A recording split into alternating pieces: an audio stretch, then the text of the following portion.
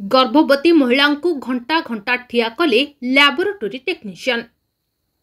खोर्धा गोपबंधु मुख्य चिकित्सालयर HIV परीक्षा करिबा टेक्नीशियन ये किभली मानविकता। गर्भवती महिला को घंटे घंटे धरी ठिया करी नर्सिंग छात्र छात्री को ट्रेनिंग देबा ये कौन स्वास्थ्य सेवा ना। एटी स्वास्थ्य सेवा नारे चली प्रहसन।